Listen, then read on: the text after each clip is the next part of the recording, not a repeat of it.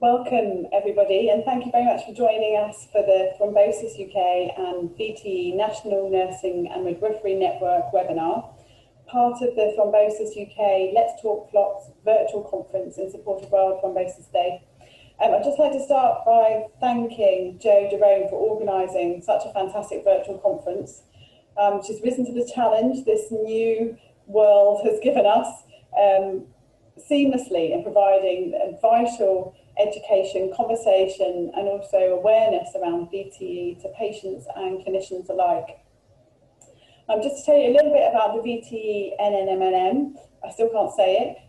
It's a vibrant network of nurses, midwives and AHPs who work collaboratively with the aim of providing top quality patient care in thrombosis and anticoagulation. We welcome enthusiastic new members working in the field. So if you're interested in joining, you can find more on the nurses page of the vteengland.org.uk website.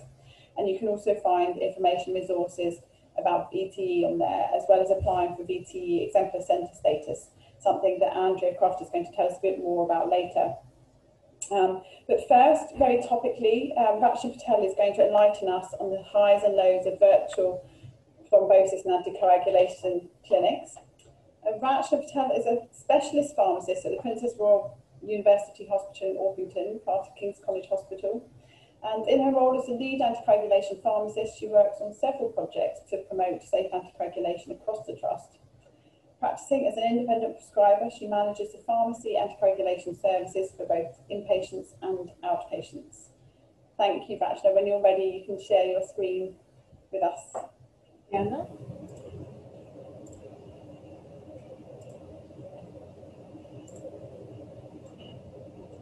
Okay, so as Emma said, I'm going to be presenting on both the highs and the lows of running virtual clinics, and I will be sharing some of our experiences of this from the King's Thrombosis Centre. So to begin with, well, what are virtual clinics? We may know these as a combination of either telephone consultations or video consultations. But by definition, they are any pre-arranged telephone or web-based appointment that replaces a face-to-face attendance. And since March, the NHS has begun scaling up the use of these virtual consultations. During COVID, there was clearly a necessity to implement virtual consultations across the NHS and to implement this very swiftly. This was across the board in primary and secondary care. And to give an example from our colleagues in primary care, Matt Hancock recently announced that he envisaged that all future GP consultations should be conducted remotely, unless there are compelling reasons not to. So whilst we might know that virtual consultations have worked well during the first COVID peak, we may now be experiencing pressures to adapt and accept this as a new way of working. As we know, with virtual clinics, there are various considerations to make. To start with the equipment, so webcams, dual screens, staff training elements. There's an ongoing need to monitor the service and to gain user and patient feedback. And of course, to ensure that we still continue to comply with data protection legislation. In March of this year, NHS England issued a clinical guide for the management of remote consultations and remote working in secondary care. And I picked out some of the key highlights from this guidance. Essentially, it offers clinicians guidance and practical information on delivering remote consultations in secondary care, and acknowledging the need to roll these out urgently to prevent spread of the virus. It does recommend that remote consultations can be used for a range of patients and a range of appointment types. This is provided that patients can, they don't need any kind of physical examination or test, and B, that they can communicate via phone or video. It also suggests that for patients that may need to be seen face-to-face, that you could offer a virtual consultation before the face-to-face appointment as a form of a triage. It recommends that we collect feedback via questionnaires for both staff and patients, and this is to ensure that continual improvements can be made where necessary. And it also provides a comprehensive checklist for completing virtual reviews, including any practical tips. So what has worked well and what perhaps hasn't worked so well with virtual clinics? Some of the benefits, one of the key benefits is that we are providing care to patients closer to home. Of course, this means that patients are avoiding attending healthcare settings. There are reduced travel implications, so whether this is from a time, a cost, or environmental benefits. It also offers our patients more flexibility. So particularly for our younger patients, there's a reduced need for them to have to take time off work.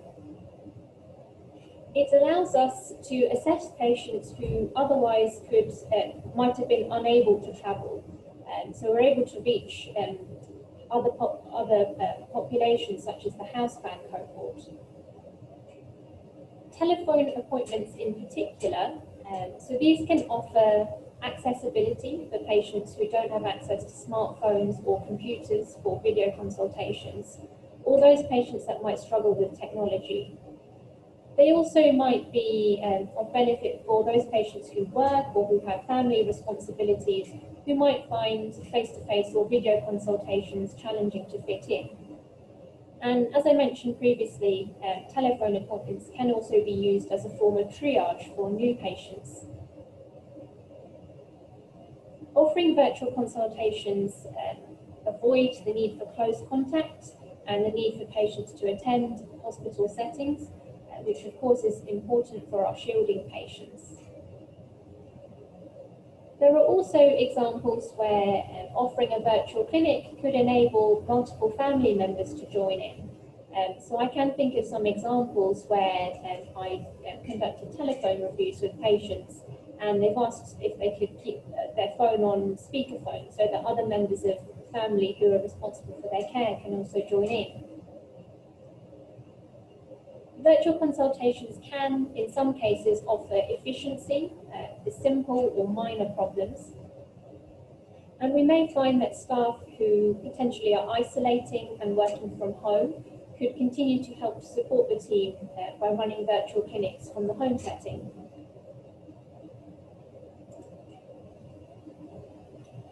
And what perhaps hasn't worked so well, or what are some of the key challenges that we faced? Virtual clinics do rely on patients being technology dependent, and of course this means that there might be some patients who they're not suitable for. They're not suitable for all types of assessments. So for example, in our centre, we still continue to run our DVT clinics face-to-face, because of course this wouldn't be appropriate to conduct virtually. And there may potentially be implications for missed or delayed diagnosis as a consequence of this. We are missing out on being able to observe patients' facial expressions and body language.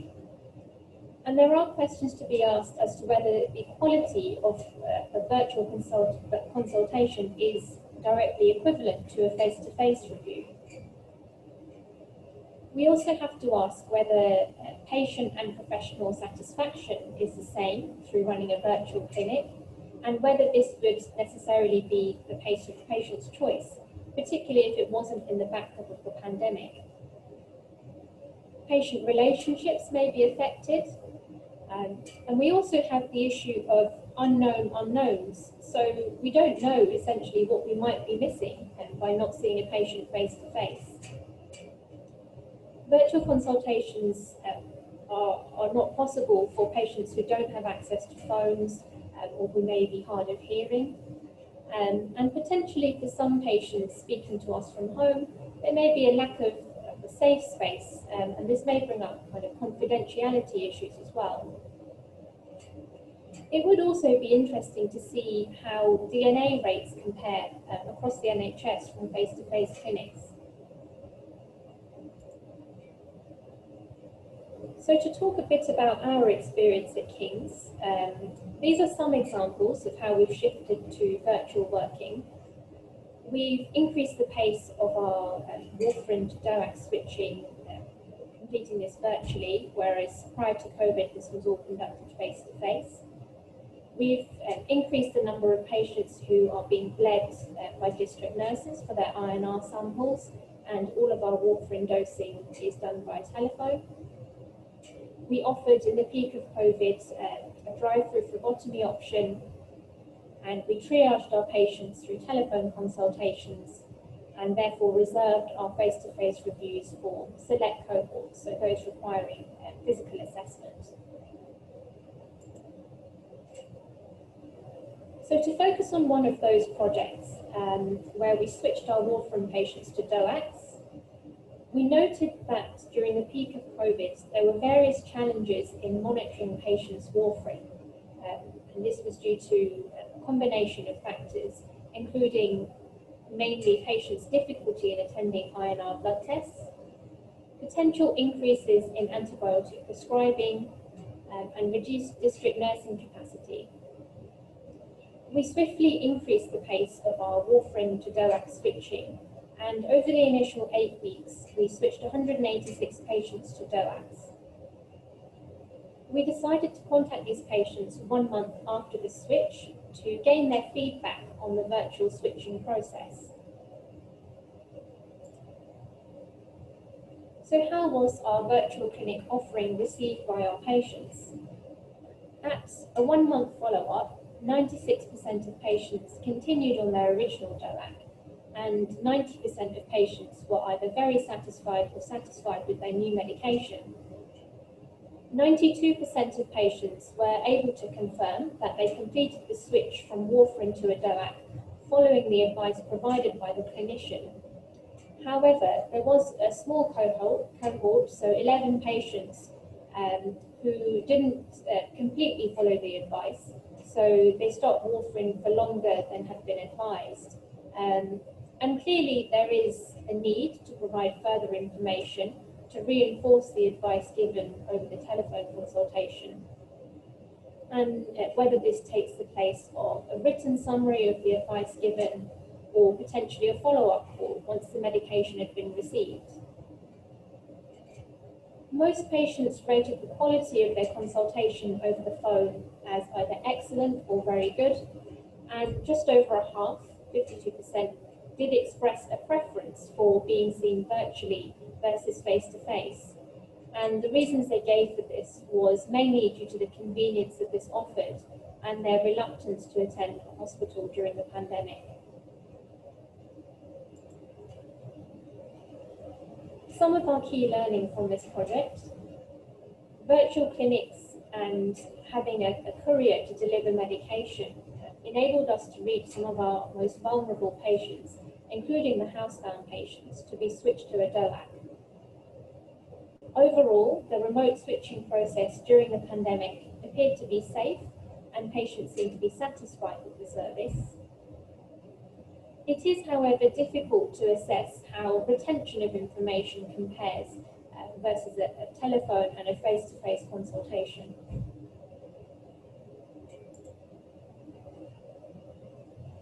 So in summary, remote consultations clearly do have a role in anticoagulation clinics and also within a wider healthcare setting. And while the shift to telemedicine is useful, a wholesale change might not necessarily be appropriate for all patients. There still does remain a role for face-to-face consultations. We don't yet at this stage know the long-term effects. For instance, will we see any effects on medication adherence? Further research is still required to assess how retention of information compares from face-to-face consultations. We don't know how best to use virtual clinics in standard clinical care, so this still requires some attention, and we should continue to share our learning across the NHS. We also need to consider what support might be required for patients further down the line to ensure that the benefits of these virtual reviews are maintained.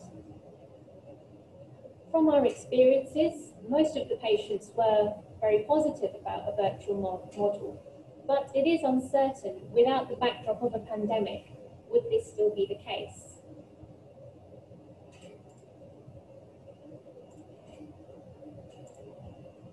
Thank you. Thank you very much, Rachna. That was fantastic, very interesting, and I'm sure that anticoagulation clinics across the country were doing a similar sort of scramble to switch as many patients from warfarin to DOACs as possible during the pandemic. And like I say, it really made us brought up lots of different issues. If you have any questions for Rachna, then please use the Q&A button on Zoom, and we'll answer some questions now, and then again we'll have a panel discussion at the end if there are any more questions. There's a question asking Rachna, what about if you didn't have a recent INR? How would you manage the switch? So we did make a decision. If we didn't have a recent INR, depending on the patient's circumstance, we were advising patients to stop warfarin for a number of days. So most commonly this was 2 days. So we gave them the advice that once they received the DOAC, they would continue warfarin up until that point, and then once they received the DOAC, they would stop warfarin for generally 2 days and then start the DOAC thereafter. But obviously this does depend on the patient's individual circumstance and what they were taking warfarin for. Thank you. Next question is, how did you prioritise which patients to switch? It's a good question. So in our centre, we based that on their time in range. So it was a combination of patients with the poorest control combined with those patients who were housebound and having difficulties checking their INRs. Thank you. Another good question here. Someone has asked, did the virtual clinic include any occasions where members across a multidisciplinary team were involved in complex patients management? Yes, so of course MDTs are also another example of where we've applied virtual clinics. So there have been examples of that. I think here it's important that when you are communicating with patients virtually, particularly where they're being discussed at MDTs, we've done our best to try to keep patients up to date with the outcomes of meetings. Yeah, I mean, it's the most challenging, isn't it, when it crosses boundaries of care providers. That's what gives us the most headaches, I suppose. It's quite time-consuming, quite challenging, isn't it? Another question's just come in. How did you manage cases where patients have had medications via dossett boxes? Which is quite common, isn't it, particularly for the fairly elderly population that the Princess Royal serves. Yes, I guess there were two ways which we managed these patients. So the first thing we would ask the patient is how dependent they are on their dossett box and whether they would cope with taking a DOAC separately to the dossett box in the first instance until the GP is able to prescribe. Because of course most patients would have been taking their warfarin separately to a dossett box anyway. So for most patients we were able to supply them with an initial ranging from 1 to 3 months supply, which they took separately to the dossett box. And then once we determined that they were stable and getting on with it okay, we then asked GPs to take on prescribing, and of course that meant that medications then went into the dossett boxes thereafter. Yeah, thank you. Challenging though, and difficult when you can't actually talk to a person face to face and get that reassurance that they fully understood what you're asking. Yeah. Last question before we move on to the next presentation. Did you give your patients any specific information leaflets? So we gave them information leaflets regarding the medication, and we did put together specific information about the actual switch and the advice that we had given to them over the phone. So mainly to reiterate that key information. Okay. Thank you so much, Rachna. Thank you. Moving on now, we are joined by Andrea Croft, who's going to talk to us about achieving VTE Exemplar Centers status. And Andrea is the lead advanced nurse practitioner at the Princess of Wales and she's the Nursing Director at Thrombosis UK. Andrea is a member of the All Wales Hospital-Acquired Thrombosis Steering Group, and in 2014, Andrea presented to the Royal Safety Congress in Madrid, and then in 2015, the Princess of Wales, MySafe General, and Neath Port Talbot hospitals in Andrea's Health Board in Wales were all recognised as VTE Thrombosis Exemplar Centers. So it sounds like you've been pretty busy, Andrea, and I look forward to hearing all about your journey to becoming a VTE Exemplar Centre when you're ready. Please share your screen. As before, please, if you have any questions whilst Andrea's talking, please use the Q&A button. Thank you. Okay, right, if I go to that, from the beginning. Oh, okay. Right, I now can't see anybody at all. We can't see your slides yet, Andrea. Yeah, I've put them up, but hold on a second. What am I doing wrong? Have I done this wrong, Joe? You need to go to share your screen. Share screen, hold on. And click on. Oh yeah, I got it. Oh, hold on a second. Sorry about this, to apologise. I did have it ready, but I've closed it down.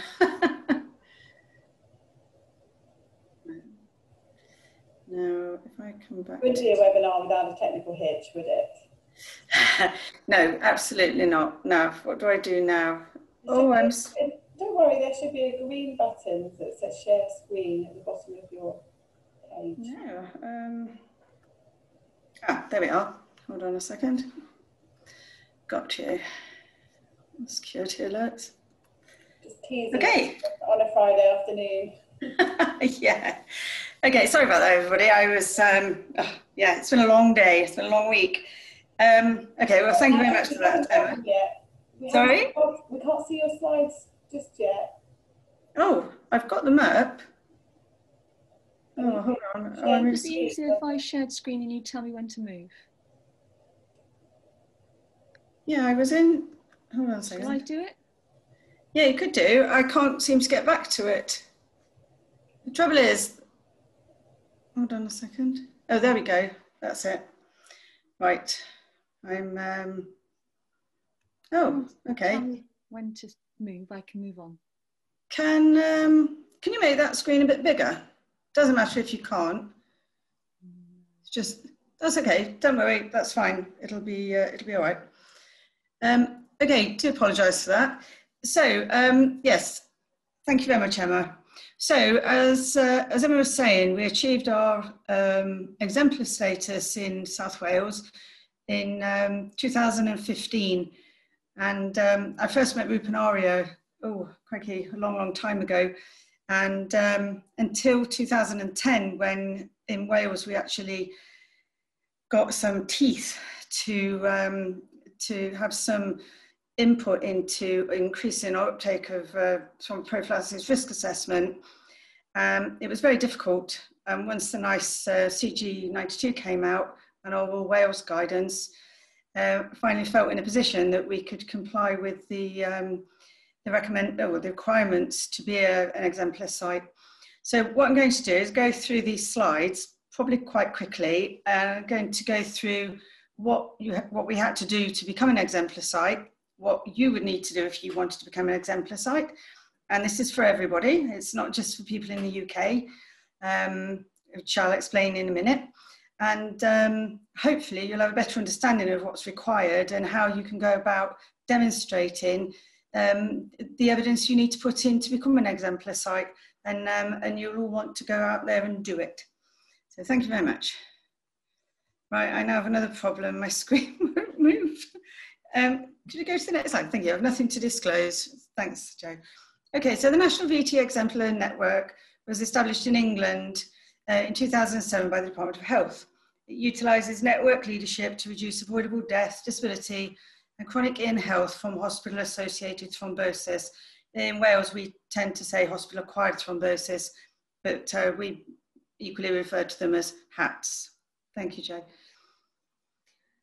So currently there are 34 recognised centres. I don't believe there are any more than that. I did try and find out, but I couldn't. and they include both public and private sector organisations, large teaching hospital trusts and health boards, specialist centres, district general hospitals throughout England and Wales. And as you can see, there are 2 centres outside the UK, in Australia and India. So as I said, you don't have to be in the UK. And even in the UK, there are differences with the way that we collect our data. In England, you had sequin payment, which we didn't have in Wales. So in Wales, we had to think of different ways to encourage our clinicians to increase the uptake of risk assessment and prescribing appropriate thromboprophylaxis without getting a financial incentive. And we've managed to do that successfully. So the network is currently led by Professor Rupin Arya, Director of the King's Thrombosis Centre in London. Thank you. Now, as Emma was saying, the National Nursing and Midwifery Network, who are all nurses who are leads in exemplar centres, become members of the NNMN. Sorry, I can't get my tongue around it either.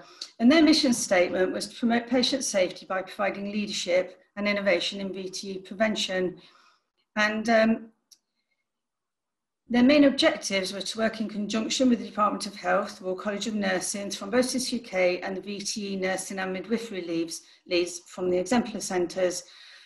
What is particularly good is that all of the leads pretty much go through Emma. And if anybody has a question about anything to do with VTE or hospital-acquired thrombosis or anything related, we send our messages through to Emma, and then she disseminates them to all of the members of the group. And it's really good because you can get an idea from all over the UK and beyond of what's happening out there without actually having to move from your office. So that's really useful and a very good resource. So becoming a VTE Exemplar Centre. Well, first of all, are you ready for the challenge? All the stakeholders have to be on board and supportive. You need to be prepared to innovate and redesign some areas during the recognition process. And as I'm sure my colleagues who are on screen with me at the moment would agree, it really is worth it in the end. Thank you. And now, I'm not sure if you can see this slide, it is quite small, but this is the network criteria. Now don't panic when you first look at it, it's an awful lot of information. This is the English version of the network criteria. We modified the Welsh version slightly because we didn't have the sequin payment. So we needed to demonstrate how we could show that we had a 95% uptake of risk assessment for 3 consecutive months. And what I found with Professor Arya and the team at King's was that so long as we could demonstrate it, they were happy for us to slightly modify the criteria so that it fitted in with our national sort of framework rather than the English framework. So whether you live in Australia, India, America, Mexico, France, wherever you are, as long as you can demonstrate the information that's required on this criteria, then I believe you can apply for exemplar status. And it would be absolutely brilliant if we had some more around the world. I think that would be such an achievement for everybody. Thanks, Jo. So the VTE Exemplar Centres demonstration of best practice. They're based within hospitals or networks with an existing track record of excellent VTE management.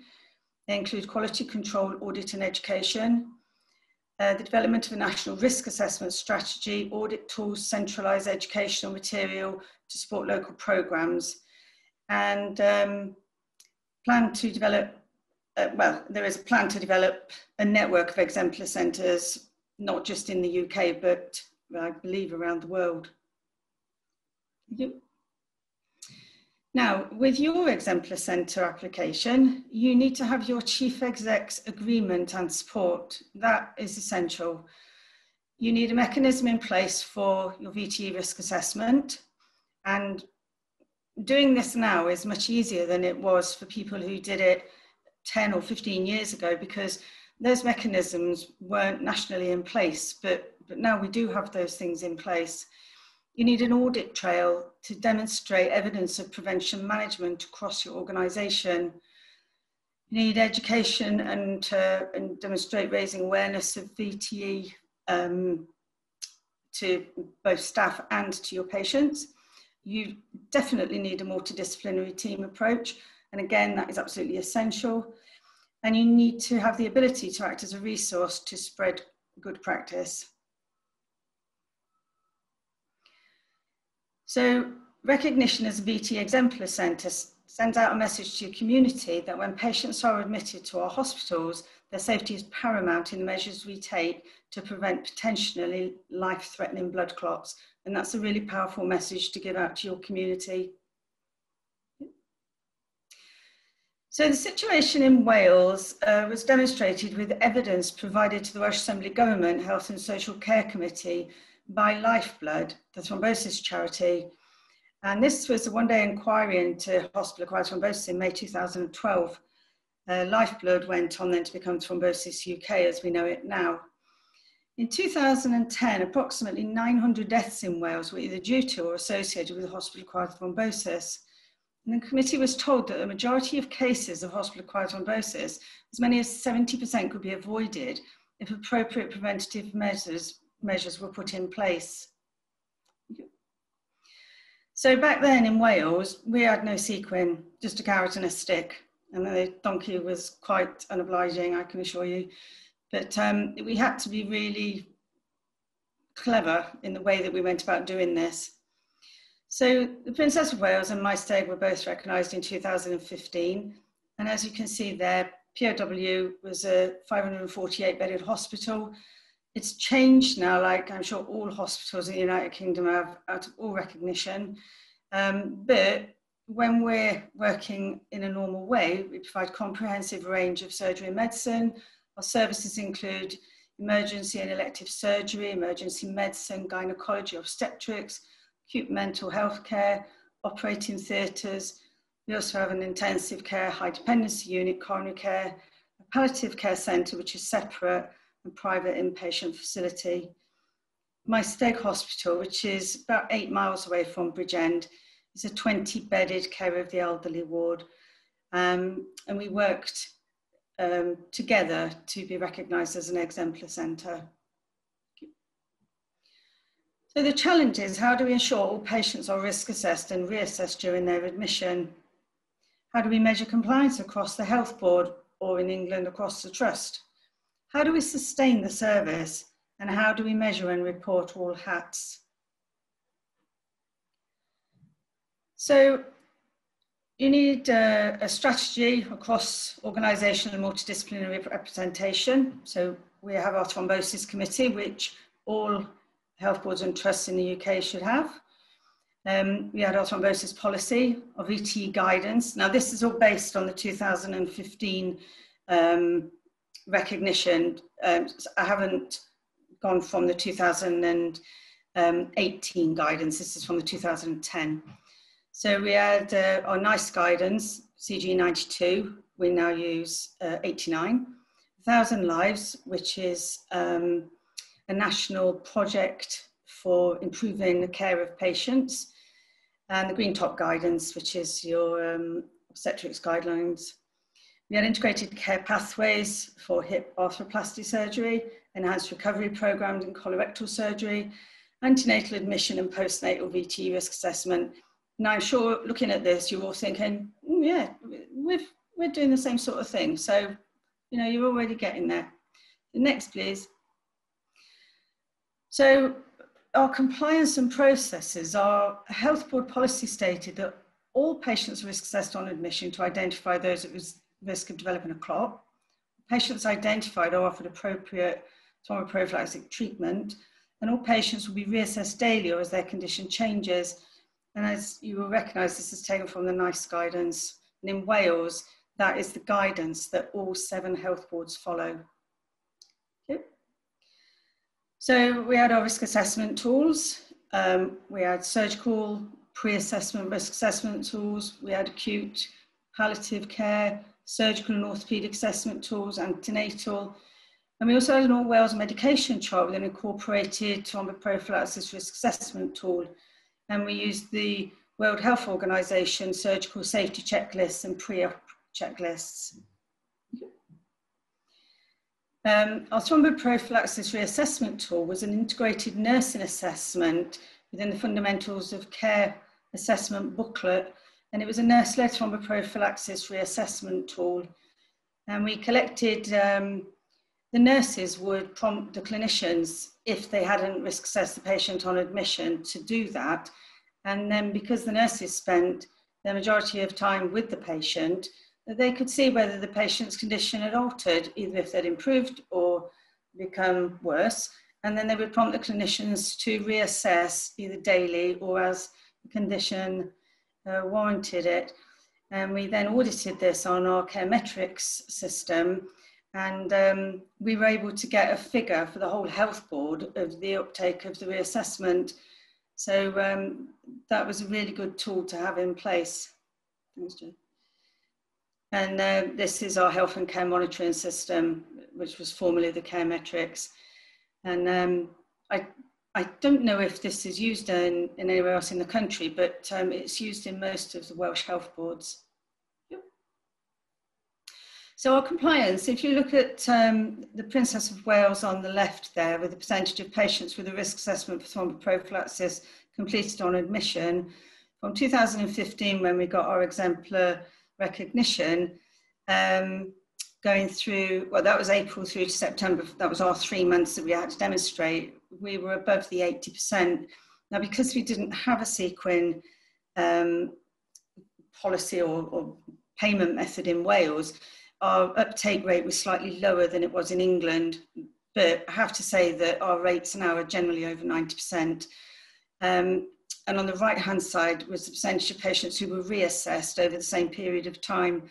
And as you can see, that was also above 80%. So we were pleased with those figures. You know, that was about 5 years ago now. Thanks, Jo. This was the percentage of patients receiving appropriate thromboprophylaxis, again in POW. So that was almost 100% across April to September in the same year.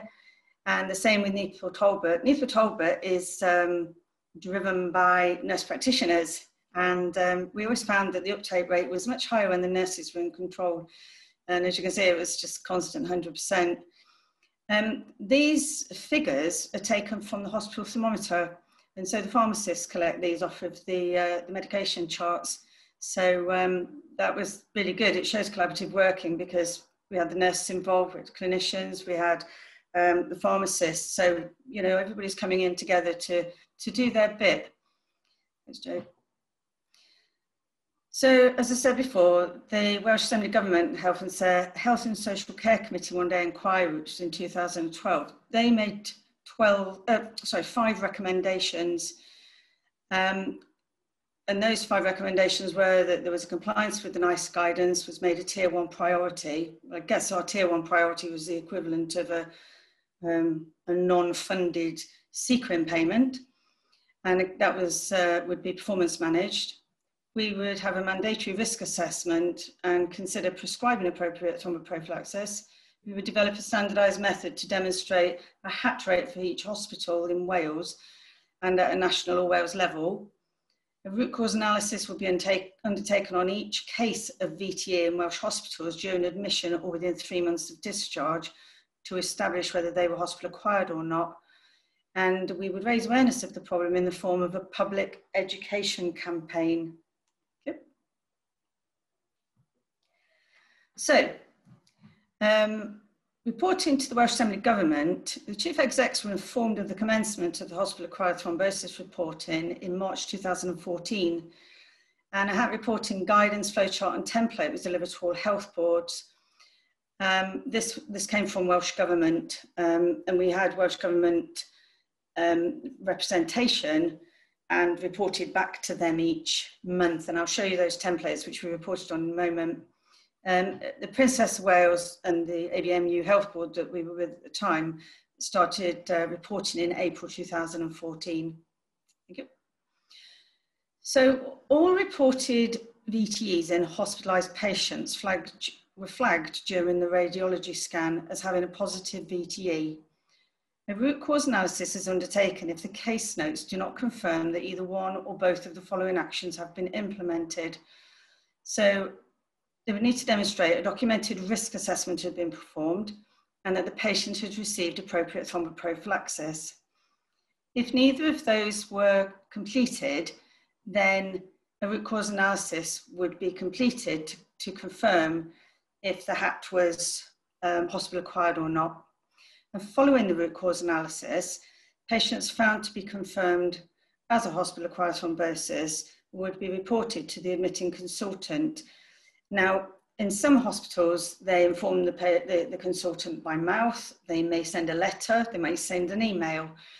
We sent an IR1 through the incident reporting system, and particularly liked this method because it completed the investigation and provided feedback on how to improve future performance.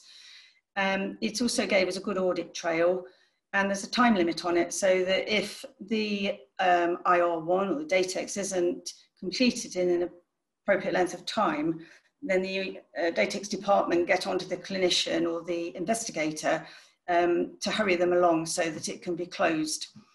And the person who submitted the IR1 gets a copy then of the investigation that's been carried out and the result.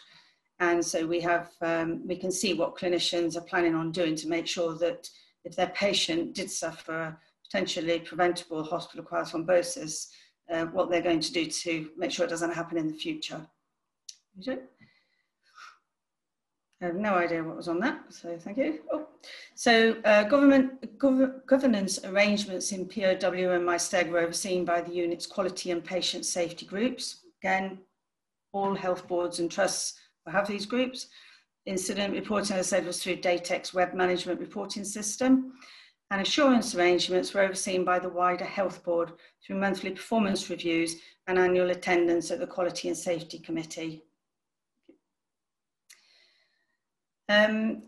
One of the criteria on becoming an exemplar centre was that we demonstrate patients receiving information on admission and discharge.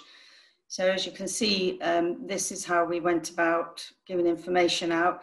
There's a lot of information on Thrombosis UK that can be used. We developed a patient leaflet explaining the different types of thromboprophylaxis, whether it's flotrons or anti-embolism stockings, low molecular weight heparin, and it's a nice little booklet. So we give those out to patients.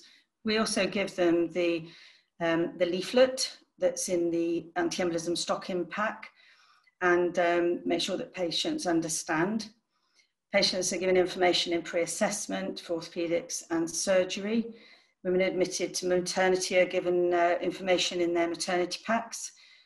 And patients given extended thromboprophylaxis are given the relevant product information, and it's explained to them what they need to be doing and how long it's for when they're given the medication. Another area that we needed to demonstrate was training and education. So we did pre-registration consolidation training with fifth-year student doctors. We then did Foundation 1 doctor induction training, which was with the year 5s as they qualified. The F1 doctors completed the EVT online learning module, and they all had to send their certificate to me to show that they'd done it. And we had the support of the education lead to sort of poke them a little if they didn't do it quick enough. We had program skills days, TP reassessment teaching for nurses. There was diploma pharmacist teaching, independent prescriber teaching. And we also went out into the community to talk to teams in GP surgeries and district nurses. Okay. So there's a need for thrombosis risk assessment when patients come into hospital, and that's explained to the patient potentially more than once. So it may be a pre-assessment, during the admission process, during the reassessment process. The ward pharmacist might have a chat with the patient when they're giving them their medication, or when they're coming around to ask them about what medication they're taking at admission. Or it could be before administering any low molecular weight heparin. putting on a pair of anti-embolism stockings. There's lots of times when we have an opportunity to inform the patient of the risk that they're at when coming into hospital and what we're doing to prevent that risk. Thank you. So we had VTE clinical and non-clinical champions who could help with the implementation. The role of the champions was to promote the current health board policy, ensuring it was followed by all staff within their remit, encouraging the uptake of the risk assessment, reassessment, and appropriate prescribing. They're encouraged to promote best practice and empower colleagues to maintain patient safety. The thromboprophylaxis nurse met regularly with ward sisters and ward-based staff to give teaching sessions. Pharmacists worked in a similar way to the nurses and cascaded information. And both pharmacists and nurses supported, encouraged, and prompted clinicians to risk assess and prescribe. Thank you.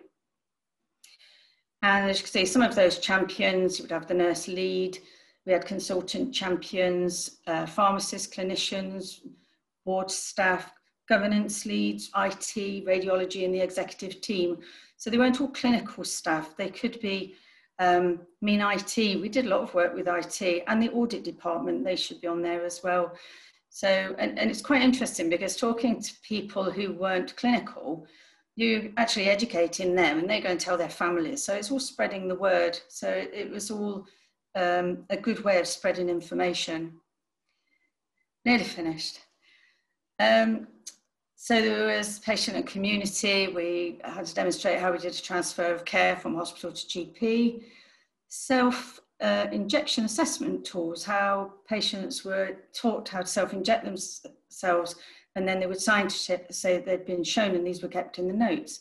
Integrated care pathways that were passed out to the GP or to district nurses or to people who were going to teams who were going to carry on caring for them in the community. And we also did a VTE process diagram, which was quite useful because it demonstrated everything we were doing on one slide. Thanks, Joe. So looking to the future, well, in the planning process, the paper medication chart with a modified incorporated TP risk assessment tool, we're always looking to change that. It was extremely successful. We brought it in January 2016. And straight away, we had an improvement across all of Wales with the uptake of risk assessment, although it did well, it bit us on the bum basically, because there's lots of places, which those of you who do audit for risk assessment, if you are only aware of one chart where a risk assessment is carried out, you might not look then for other areas. It might be free text in the notes. It might be written on a pre-assessment document. It might be written on a full risk assessment document. So what we found was that the paper medication chart was then seen as the only place that the risk assessment would be carried out. So when all the health boards were auditing, we made sure that in the beginning, they looked for every risk assessment, and there could be 4 or 5 in the patient's notes. Electronic medication chart with incorporated TP risk assessment tool. Oh, that would be brilliant. I'm not sure if Huw's got those down in Devon. I think he possibly has. The electronic risk assessment and fundamentals of care, including a TP risk assessment tool. Again, you can't go any further until you've risk assessed the patient with that and the electronic chart, which is brilliant because you can do so much with it. And a sustainable service run by a collaboration of healthcare professionals. If you get everybody on board, it makes life so much better for everybody and ultimately provides safer care for your patient. Thanks, Joe. Diolch yn fawr. That is the end. So thank you for listening. I do apologise, it was death by slideshow, but I wanted to show you some of the things that you needed to use. And I'm sure you looked at these when I was going through the presentation and thinking, oh yeah, well, we're already doing that, we're doing that. It's just pulling it all together and then putting it in a format or in a file so that you can demonstrate all the criteria to become an exemplar centre. And hopefully you'll look back at this and think, well, we can do that. And that 34 number that we've got at the moment will significantly increase. So thank you very much. Thank you very much, Andrea, for sharing your journey with us. And I think what you have achieved, like you say, without any sort of financial incentives in Wales has been extraordinary. And I think that the numbers speak for themselves, but I think that what's really powerful though is that all of the interventions that you've made are firmly embedded in your day-to-day clinical activity, and that's what really is going to bring about lasting, sustainable change, isn't it?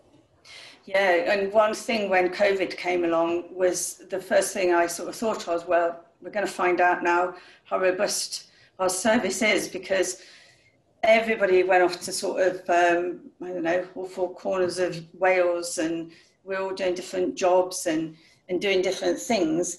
And I looked at the figures a couple of weeks ago to start getting ready for these, presentations. And I was so heartened to see that the figures are still as high as they were before. And that, yes, it is embedded. And I feel confident that patients are receiving that risk assessment and appropriate thromboprophylaxis.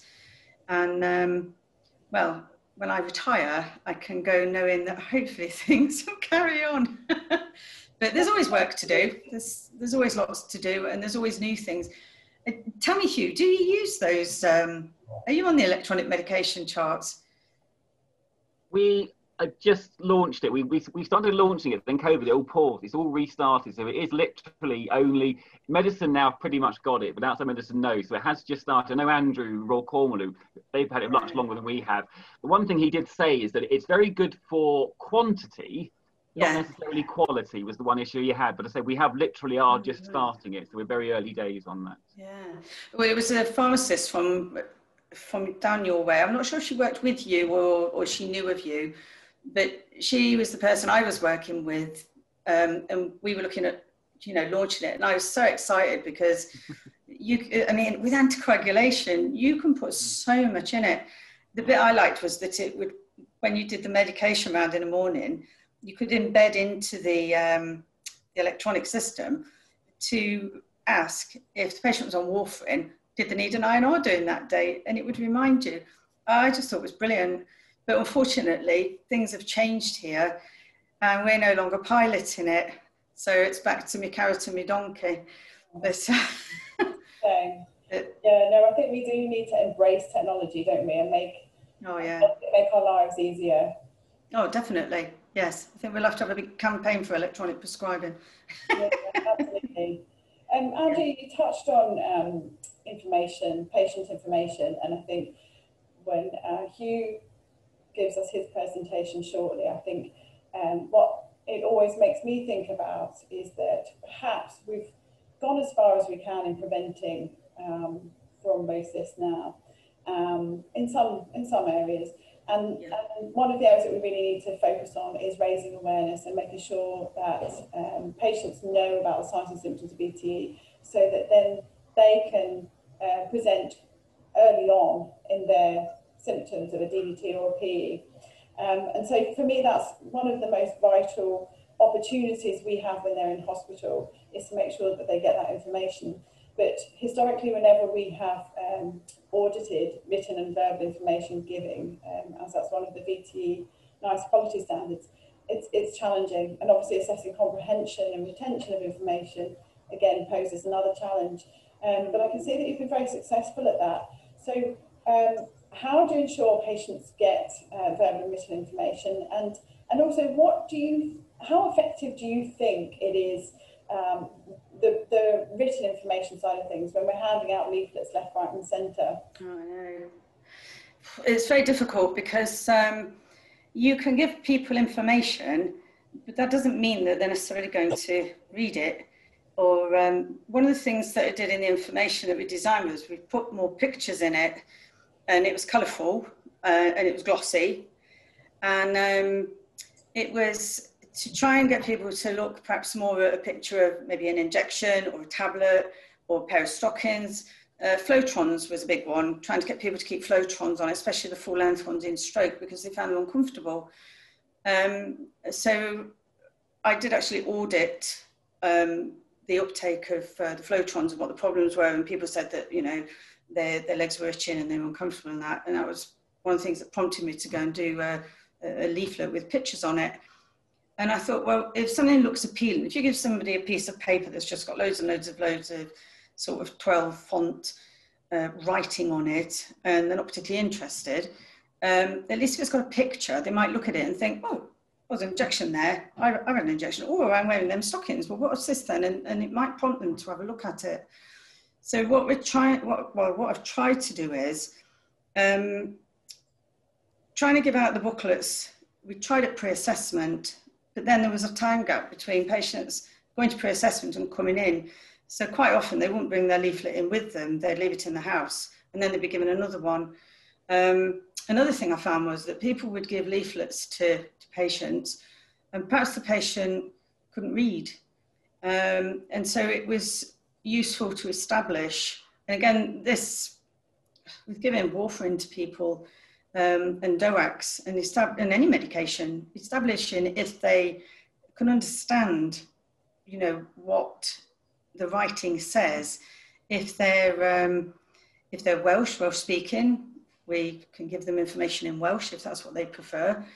But yeah, it is quite difficult to demonstrate that the person has understood, other than having time to sit down, read it with them, and then ask them sort of questions about what they're reading, to ask them if they understand. But yeah, it is very difficult, and I'm not sure how we can get around that. I don't think anyone has cracked it yet, but I think we probably need to be a bit creative, don't we, and a bit open to individualising the patient wherever we can. Thank you ever so much, Andrea. Time now for our last talk. Huw Rowswell joins us to talk about real-world HAT cases and implementation of learning from those. Huw's a nurse consultant in thrombosis at the University Hospitals Plymouth. Huw began working in thrombosis and VTE a whole decade ago now, which coincided with the publication of guidance from NICE on prevention of VTE in hospitalised patients, and also Plymouth becoming one of the very early national VTE Exemplar Centers. Huw's role now includes root cause analysis of hospital-acquired thrombosis and reviewing anticoagulation prescribing for VTE across the trust to ensure it's safe and appropriate. He's also involved in patient thrombosis clinics and has published several articles looking at VTE outcome data and has presented this data both nationally and internationally. Huw is the UK nursing lead for the All China Nursing VTE Early Warning Alliance and the vice chair of the clinical leaders for thrombosis. And I remember the presentation when you came back from China, Huw, and you got some really interesting insights, didn't you, from yes, across the other side of the world. So over to you. Yeah, thank you. Start to share my screen.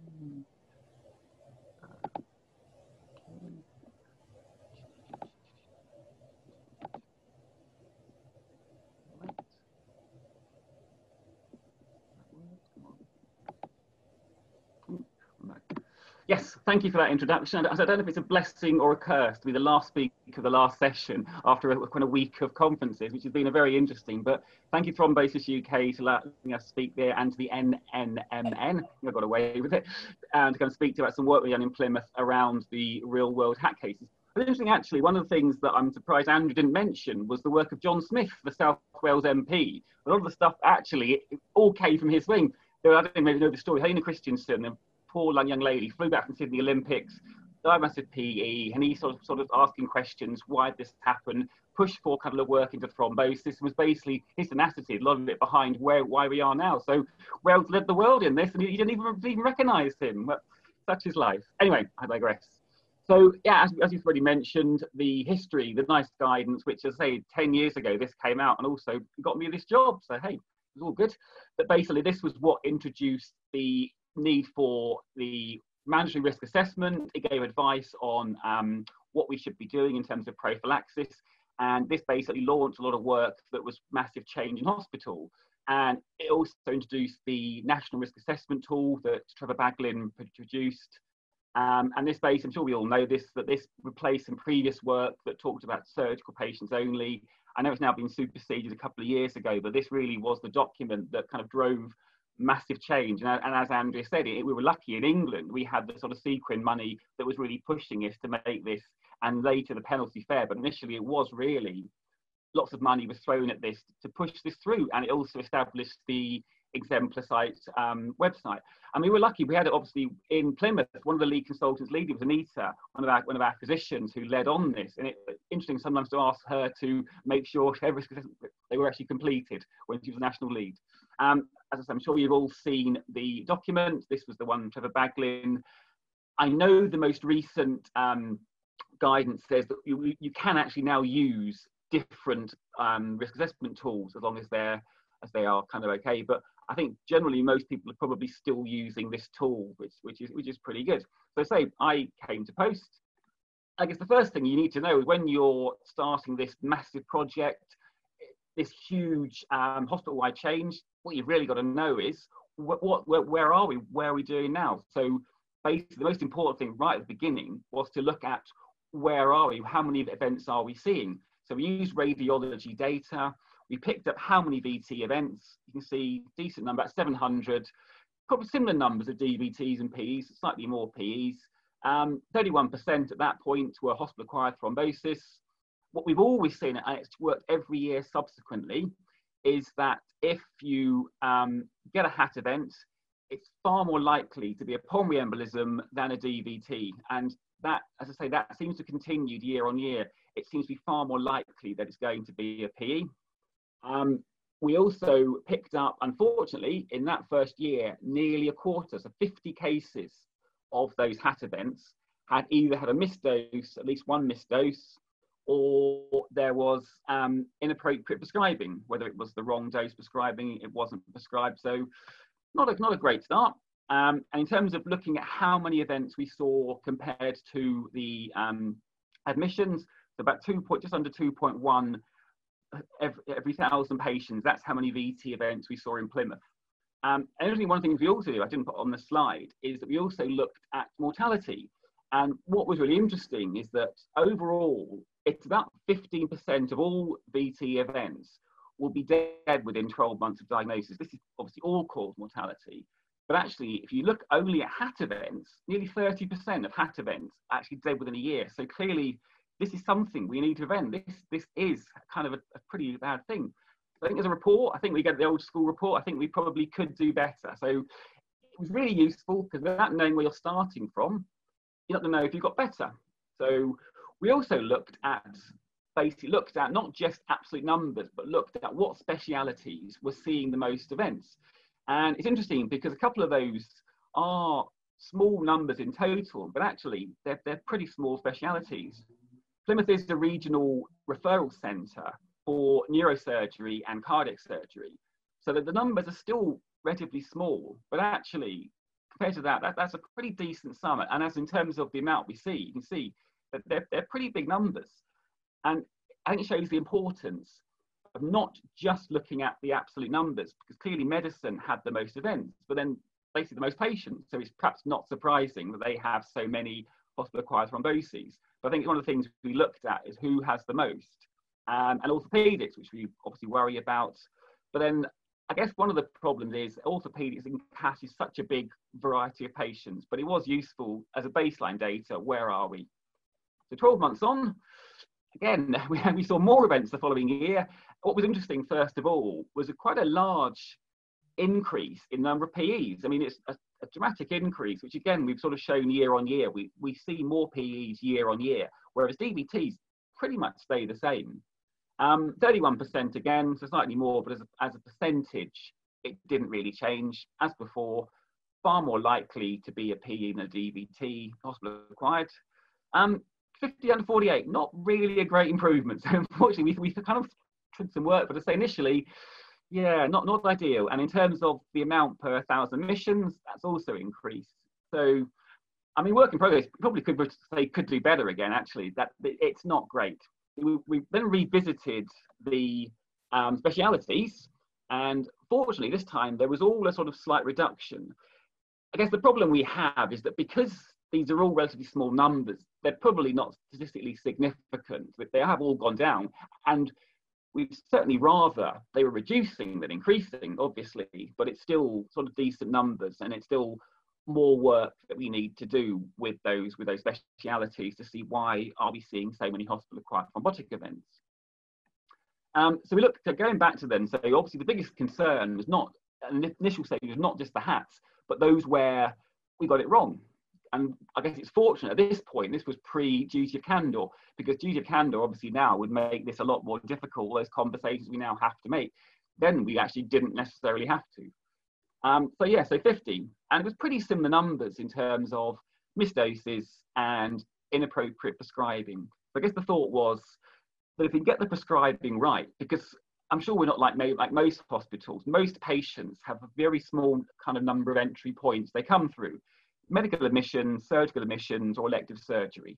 Pretty much you've got 3 areas they all come through. So if you can concentrate on those 3 areas, get prescribing done properly, you're probably going to be fine. So we did a lot of work on, we thought, get the prescribing fine once the stuff's prescribed. That's the more difficult part. The missed doses we kind of hoped would just kind of be one of those things. So bit of a curate's egg, as they say. We certainly got a lot better in prescribing, massively improved that. But unfortunately, what we didn't do was we saw a huge number increase in missed doses. So while the numbers did go down, so we kind of got partial success. So we definitely improved prescribing. But sadly, we didn't really do a very good job on the missed doses. So still lots of work to do there. So what we looked at basically, so I think I mentioned previously, neurosurgery has the highest rates in the hospital. Perhaps not the biggest surprise, because clearly one of the things neurosurgery has the biggest concerns around is bleeding in their patients. Remember the Monro-Kelly hypotheses? I want to look up later. Remember my ICU days, that these patients do have real concerns. And a lot of the time, when they first present, it will be mechanical prophylaxis only, because there's a big risk of bleeding. We're not keen to give them chemical prophylaxis. I think anybody listened to Professor Davis's talk on the GAPS trial a few days ago, we know there are limitations into what mechanical prophylaxis will do. But we did also pick up that actually only 1/5 of patients in that point had their risk assessment completed. And even then, only about 2/3 appropriately.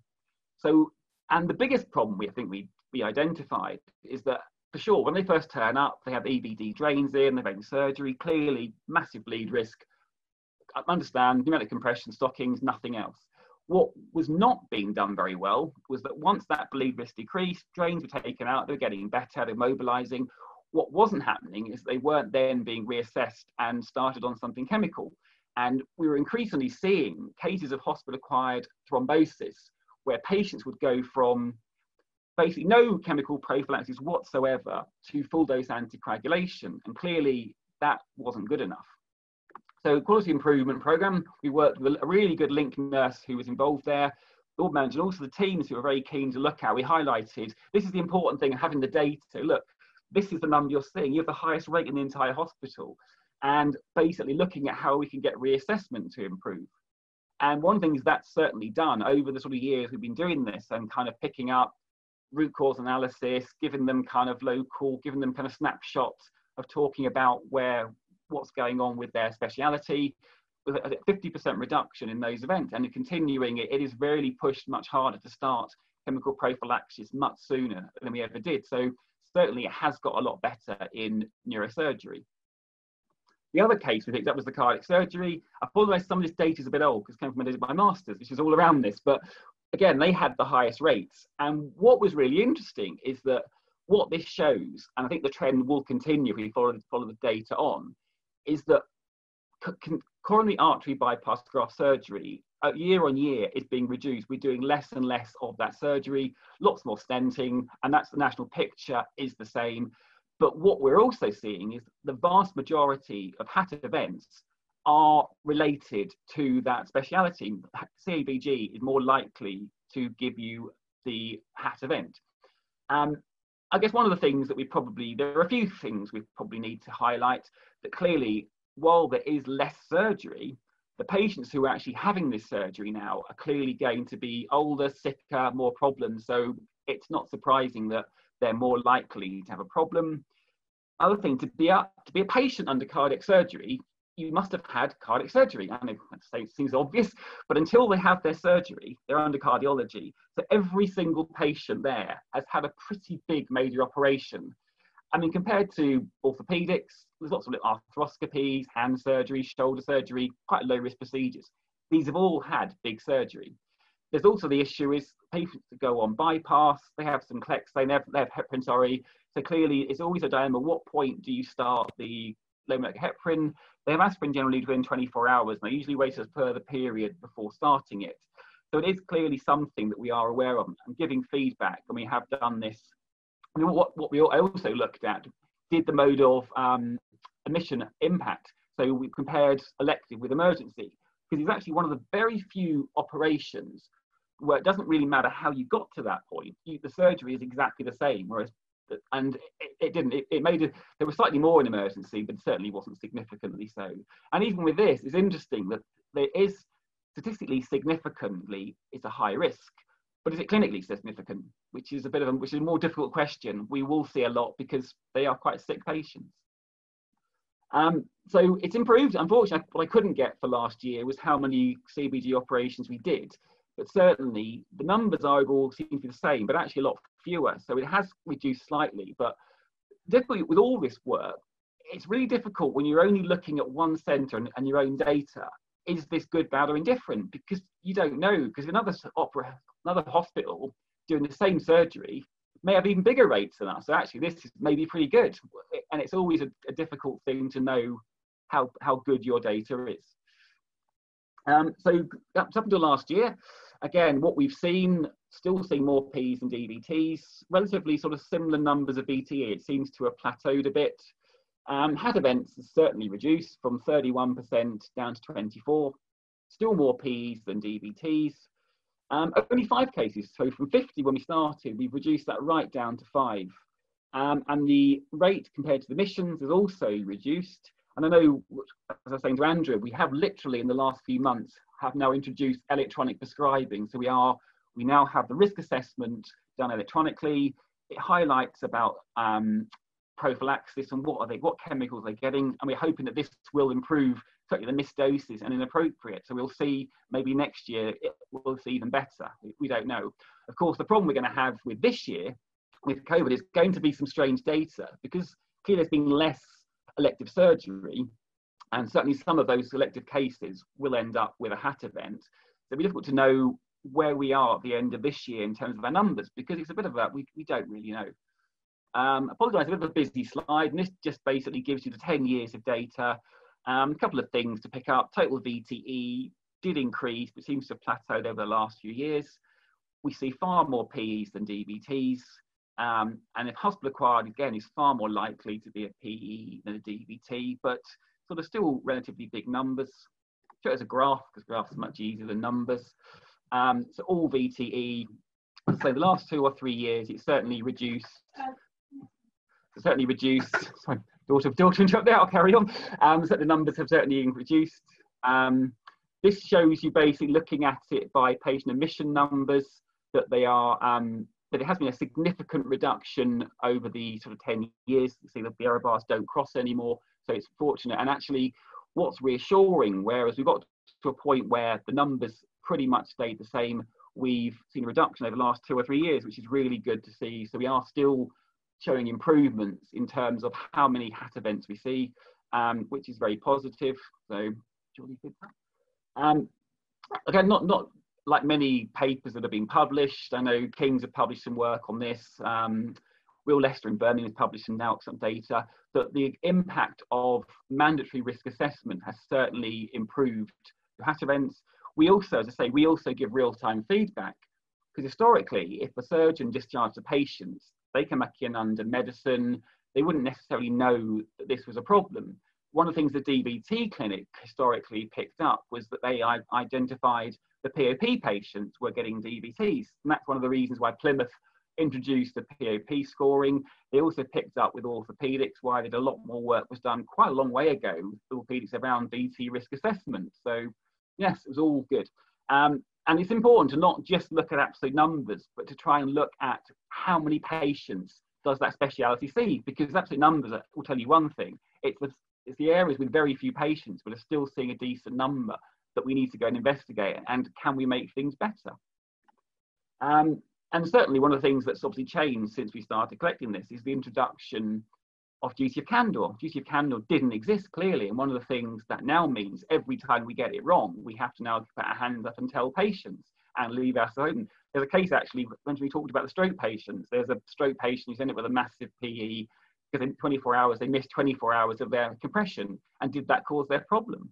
I mean, it's different. Nobody's going to give an exact answer, but we are very aware that it's much more police now than it ever was. At the same time, we look at areas that have the rates and we say, can we make things better? Because it is really useful to say, what can we do to drive change? Can we make things better here? And finally, as I said before, it's really interesting that to look at your own data, and clearly it's really important, it's really positive, it's getting better, rates are going down, we're seeing fewer inappropriate. But it'd be really nice to know, how does that compare with other centres? King's, again, published some work back in 2012, and their VTE rate's actually better than we've ever achieved. Again, there's some census data that would tell you they have a younger population, more working age population compared to Plymouth, which is older, less working age, which may explain some of the differences. But it would be great to know out there, any people data, because these aren't difficult data to get hold of. You ask your performance management, they'll tell you your patient numbers. If you're collecting HAT data, you've pretty much got the data you need to get out there. And it'd be really useful to know how we compare with other hospitals. And I think on that point, I will thank you for your time. And the weekend's almost here, so I'll get some questions and we can all go home. Thank you. Thanks ever so much. That was fantastic, and it's great now that you've got a whole decade's worth of data, and the improvements that you've seen are fantastic. We've got a question that's come in asking if why you think there was a greater proportion of Ps and DVTs. I think one of the things that's probably changed over the period of time we've collected this data is that the scanners pick up so many more of these little sub-segmentals, which probably historically they couldn't pick them up. So there's probably a lot of work. Now there are some studies looking at what do you do with those PEs. I mean, they all get treated, but then there is a question, do we need to? Because there's probably a lot of arguments that we all develop little sub-segmentals and we'll just get rid of them. That's probably partly the reason why. As to why the HAT ones, it's difficult to know why, because again, they come from various courses. Some are obviously from surgery, some from medicine. So why we see more PEs and HAT, I'm not entirely sure. But the only reason I can think of why overall is that we probably pick up clots we wouldn't have historically, we couldn't have found. Yeah, no, I agree. I think, Professor Aro always says, the harder you look, the better you are at looking, the more plots that you find. And I see that you've got a little bit of a peak, didn't you, in 2011, when obviously there was a lot more emphasis and awareness about VTE, and that's when you found more plots that year. Huw, what do you think, what intervention do you think has made the biggest impact on your HAT rates? Well, we think one of the things, because when we did publish our data, and we said that it's as much around the real-time feedback, because say historically, they didn't necessarily know that this was a problem, and it certainly led to changes, more use of extended prophylaxis, much earlier mobilisation, because these surgeons didn't always know the extent of the problem, because as far as they were concerned, they fixed the problem, the patient's gone home, they never saw them again, but they were coming back to medicine, and it just wasn't happening. So that's one of the big things we've really pushed, is that this is a bigger problem than you realise, and it's getting people, getting the prophylaxis clearly is probably described much better than it was, and a lot of work around. I mean, historically, before NICE, ours was a kind of opt-out. Everybody got prophylaxis, regardless we needed it or not, unless you're bleeding. So NICE, we actually predated NICE, a lot of this stuff, but actually it's a combination of things, but I think a lot of it's to do with much more awareness that this is a problem, as well as much better use of appropriate prophylaxis. Yeah, and do you still inform all of the consultants whenever patients develop a HAT, or only just when it's potentially preventable? No, we still do it every time. Yes, we still do. I mean, most of the time we generally say there's nothing wrong, but just to be aware of it. Interesting, one of the things we've picked up recently is that in orthopaedics, particularly during the COVID, there was an increase in numbers. And I think one of the problems they had is that because there were so many wards full of patients, they lost surgical slot, they lost beds, and it became more difficult, and it impacted upon HAT numbers. And it's looking at how we can improve that. So no, we still every single HAT event we let them know. generally there's nothing much wrong. So only 5 events there was a problem with, but we still tell them that this occurred.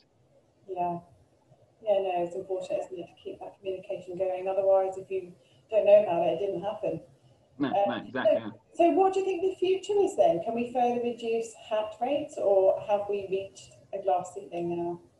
Well, I say 2 or 3 years ago, we probably would say we plateaued, but I think we're quite, in terms of our absolute numbers, in terms of admission numbers, we've certainly improved over the last 2 years. I think one of the things in the short term that may help us is having now finally getting electronic prescribing, that we should see even fewer inappropriate. We should be better at risk assessment and starting prophylaxis early.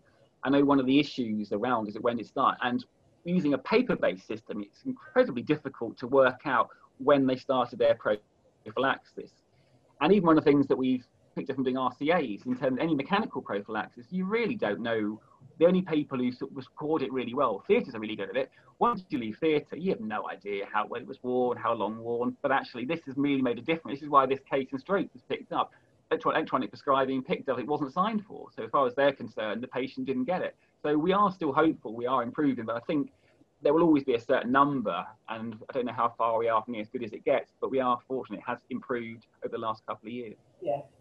Yeah, no, it's challenging, and like you say, having electronic prescribing just gives you that complete transparency. You can see exactly what happens, where it takes the guesswork out of RCAs, doesn't it? I've got one question here.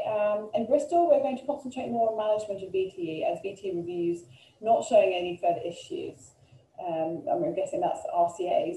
Also going to increase teaching by teams due to COVID. Teaching's been difficult. What have you done about teaching, Huw, during the pandemic?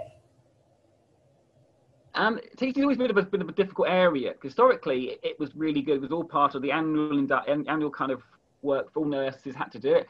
It's now every 2 or 3 years. It's a rolling program. I think the problem with all these kind of teaching for staff is there's so much stuff they want to put in there, so it's limited.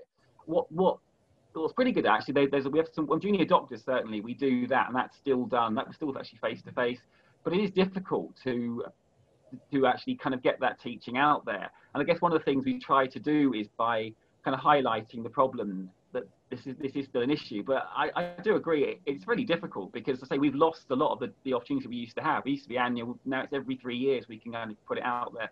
So it's not great. Yeah, no, I agree. It's a challenge, isn't it? And again, I think a lot of creativity is going to be needed. Somebody has quite rightly identified that identifying hats and doing the RCAs is very difficult and challenging unless you have dedicated resources. And I think you'd agree, Huw, that even though we've got years of experience now, it's time consuming, isn't it? Well, yeah, I don't. The problem we also had during COVID as well is that there were areas you literally couldn't go to. So you were kind of based upon you were looking at an ICU isn't so bad because everything's electronic. You can look at it remotely. But actually going to wards that are closed, you're not going to go on there to look at the drug charts. So you were very difficult to know how well this was done. And you can identify the easy part, identifying the VT events. Go to radiology. It will tell you all the scans which are positive. Cross-check it with your patient system, hat or not. I guess there's a slight difficulty if it's day 3, day 4, it may or may not be, you've got to investigate it. But I know that's one of the problems we did have, and unfortunately, probably going to that, we now have a couple of wards shut already, we are going down that route again, that it's limited what you can do, then you will almost rely on the discharge paperwork when the patient gets gone, because we can't pick everything up. Because literally, it can't justify going on to a COVID ward just to look at some notes. It seems very difficult. Yeah, absolutely. Yeah, it does restrict you a lot, doesn't it? So one last question. Somebody has said that they're going to liaise with the CCD regarding the number of RCAs that they do, and it's included in their contract, and they've asked if Plymouth and King's do 100% RCAs of hats. We do at King's. We're lucky enough to have VTE clinical nurse specialists whose a big part of their role is performing the RCAs, and I believe you do 100% as well, Huw, is that right? Yeah, we do 100%. It's interesting because there's never really been something to CC. I guess we were doing it before they asked about it. We send them a monthly report, just kind of highlighting how many events we've seen, how many risk assessed, what drugs they were on.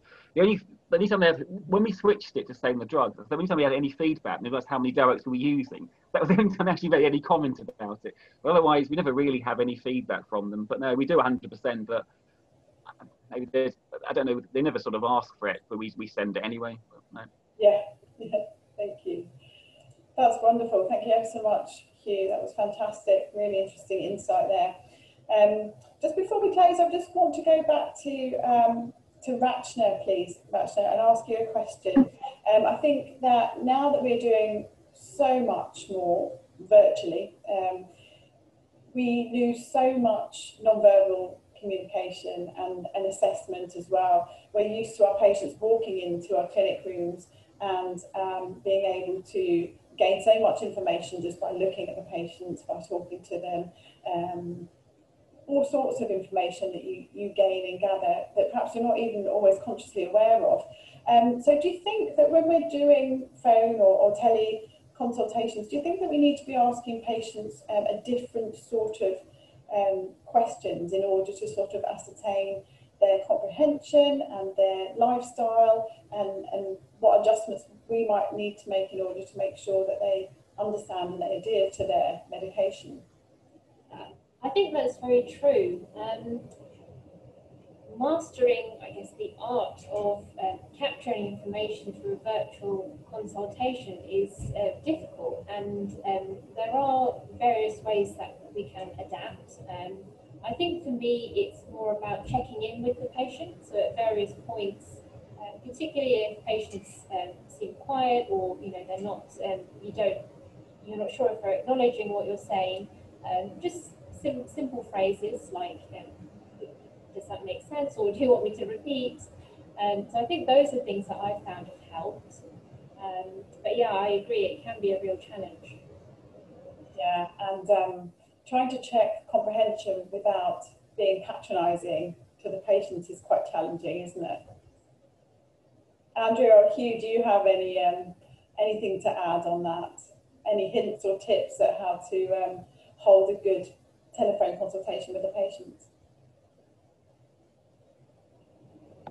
Yeah, it is really difficult, isn't it? Because, and the one problem I think, because obviously in the 3-month follow-up, the problem is it's certainly like a pattern anyway. It's the same conversation, and it's almost more difficult over the phone. At least face to face, you can pick up kind of verbal signs, but you are having the same conversation, and it's really difficult, isn't it? And you sort of keep repeating yourself, and sometimes you're not convinced they're really taking it on board. Whereas I think it's more difficult on a phone when at least when you're speaking to them, you are getting that kind of recognition. I don't know what you think, Andrea. No, it's true, because you learn, or you can pick so much up from looking at someone's face. And if you can't see their face, then you don't know if they're understanding, you don't know if they're actually listening to what you're saying. It's people saying yes and agreeing, or it's a good idea to ask people to ask open-ended questions so the person can't answer with a yes or a no. Like if you're asking, do you understand, can you tell me what time you're going to take this medication every day, or, that kind of thing. And I suppose the only way you could perhaps, check the compliance, which is what you're doing anyway, is ring them or send them out a prepaid letter with questions in it to just ask them to fill it in. But even that's difficult, because it could be somebody who's really busy and hasn't got time. It could be somebody who perhaps can't see very well. That's the things that always worry me when you're on virtual, is that you can't ascertain what the person's vision's like. Probably more of a problem with warfarin, with the colours and, making up their dose. But it's difficult, but it's the new way forward, and it's not just us who are learning, it's all of those patients who are learning, because it's new for all of us. And I guess there are going to be some teething troubles to start with, but hopefully the DOACs will be more safe than trying to put people on warfarin virtually is going to be much more difficult. But at least with DOAC, it's one tablet once a day. One thing we did with some of our patients down here was if they couldn't come in, housebound patients who we put onto DOACs, and we had to do all that over the telephone.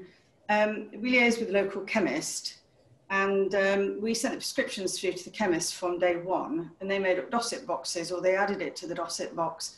Now, that's probably a lot easier to do in my steg than it probably is in, I don't know, central London, because, you know, one's a sort of more of a small town and the other's a major city.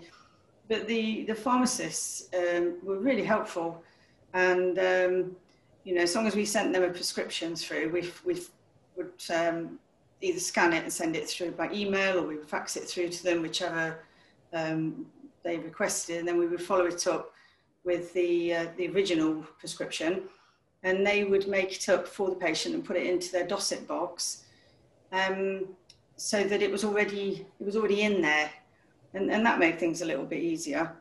Yeah, I think you're absolutely right. I think now it's forcing us, isn't it, to look at what resources we've got around us and genuinely work more collaboratively with our partners in the community. Thank you, Andrea. Yeah. So can I just say to Huw, sorry, just one last thing. Huw, I will start a campaign. It's funny because I always mention John Smith because he was the father of all of this. And I met him at one of the thrombosis, what was it, the anticoagulation, they called the one that had the little leaf on it. I used to meet in Regent's Park. ASA? Yeah, ASA, the Anticoagulation Specialist Association.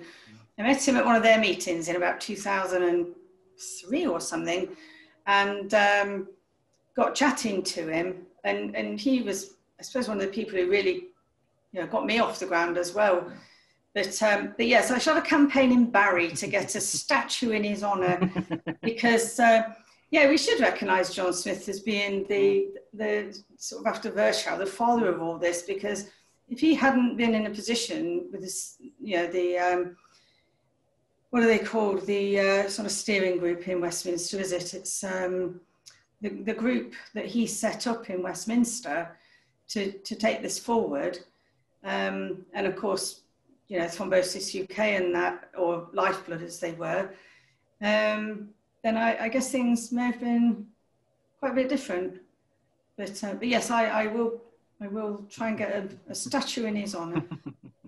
Thank you, Andrea. Well, I think you all deserve statues tonight. Thank you very much on a Friday evening. Thank you, Rachna, Andrea and Huw, for your excellent talks. The presentations were really stimulating, and I hope all your listeners have really gained something valuable. I'm very grateful for you all for joining us this afternoon. I hope everyone goes and has a nice glass of wine now and enjoys the rest of the weekend. Thank you to all the sponsors and supporters for making this event possible. And thank you again very much to Joe for organising and for inviting the NNMN to be part of this. A recording of this session will be available on the Let's Talk Plots platform within a few hours. Please do remember to visit the virtual exhibition where there stands from professional bodies, third sector and device and pharmaceutical companies. Thank you again for joining us, and I wish you a very good weekend.